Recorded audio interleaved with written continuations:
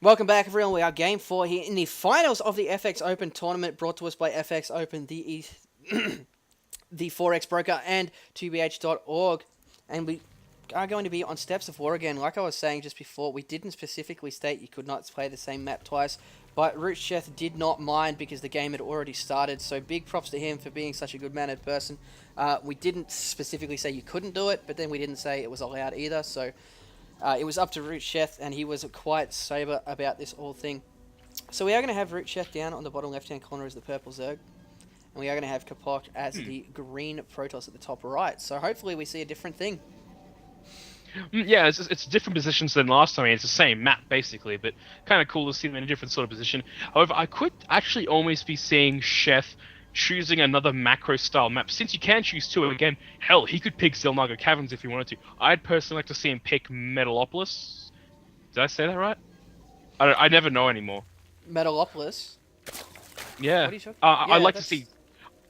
I like to see that map again. Not again. I'd like to see that map in general because it's a really dynamic map. You can really do a lot with it as Zerg. You have a really open natural, but it feels really, really good. I don't know if you have really tried that as Zerg at all. I'm not sure if you even play Zerg as stable. Yeah, well, I actually started off as Protoss, but swapped to Zerg recently as my I focus more on my casting than I'm actually playing, and it turned out that my Zerg matchups were my weakest, so I've spent the last month catching up on the gameplay by playing Zerg, so hopefully I'm back on par now. But hey, we are going to see the same opener from Sheth yet again. So definitely set in his ways. I actually agree with this opening a lot more than the 15 hatch, because you know you're always safe. Yeah, that's what I'm really liking about this build. And I haven't really seen it from anybody else before that. Like, usually when people do this sort of build, it's some sort of, like, early Zergling pressure or something. But Sheth just, like, focuses on having a safe early game. It's a really weird concept. You don't have to drone... He has this idea where he doesn't have to drone as hard as possible. He can, rather than drone as hard as possible and, like, maybe lose to some sort of early 4-gate pressure, he can be really safe and then drone when he knows. Like, it's the most normal thing in the world for a Zerg player's mentality, yet you don't see it in practice. Yeah, definitely. But really, I like the fact that he's also playing with Capoch's mind by sending this drone down anyway to mess with the probe. Sorry, I've just had my game on normal for a couple of seconds there. My apologies. I'm at about 2 minutes and 55 seconds right now. I don't know how I messed that up, but the spawning pool just finished, and the expansion for Sheth has also gone down. So I'm really interested to see whether we're going to see some extremely aggressive play from Capoch so far. He's sitting back, casually harassing, and macro play is not helping him right now, as he is down 2-1. Yeah, definitely. And I'm at the 4-minute mark exactly, so when you let me know when you're approaching it, and I'll definitely sync with you at the moment. It's all good. It happens to everybody. Yep, 4 minutes exactly, down to the dot. Okay, no worries. So we do have a couple of Zerglings going around to spot for any kind of proxy stuff.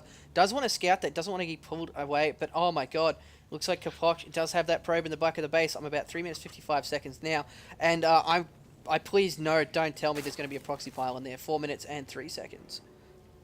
I am at 4:10 now, so I've paused. Excellent. Let me know when you're approaching. I'm back up to 4 minutes 15 now. So what we're doing is we're good back. Thankfully, we're back in sync. Sorry about that, guys. But we are up to halfway through Metabolic Boost, and we have one extra gateway.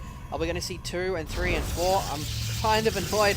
Sheth has seen every single part of this map. He's seen up here. He's looked over here. He's checking everywhere, except where the probe is. That's just it's so frustrating. Cruel. Oh my god, please tell me he's not going to lose in this game just because of that. He's checked every part of the map. This is just complete luck by Capoch right now. Literally, he's checked everywhere. And yet, oh my god. 4 gates by Capoch. This is going to be the all-in. He's back up against the wall. He is not building any more gas. He's going straight for the Zealot pressure. At this point, I'd be really worried for Sheth. Sheth has not seen anything. He doesn't know. He's looking around. He's building lots of Zerglings. He's so unsure, but yet he can't see it. He's seeing the warp gate tech finishing, so he's really worried right now. The Zealots are warping in at the moment, so Capoch's going to have an interesting time here, to say the least. It's going to be so sad if Sheth loses to this. That's all I'm going to say.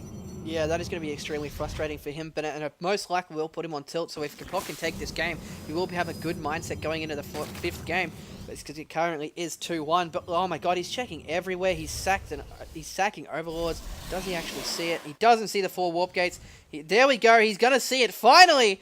Oh my god, this is going to really frustrate him though, as he does see the units in there. There we go.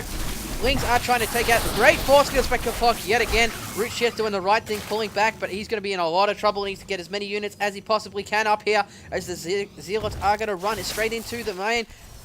So many Lings, but there's just so many Zealots. I'm not sure how he's going to be able to deal with it. Pulling drones as well. The Queen going to work. More Zealots being warped in. These Zerglings are being chewed alive by these Zealots. Unfortunately for Chef, he doesn't have any Spine Crawlers to be able to help him with this, or a Roach Warren at all. There's so many Zerglings coming in, but these Zealots, just so many Zealots, and they are now in a great line.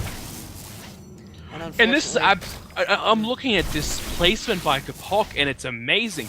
He's never in the open for more than a second. He hugged the gas geyser. That was what won him the game. Chef had enough units there. It's just unfortunate that capoch got in such a great position. Of course, capoch did just, Chef just GG out. So we were going to go into a 5th game, but wow, I'm so impressed with that by capoch. It's a bad luck for Chef, but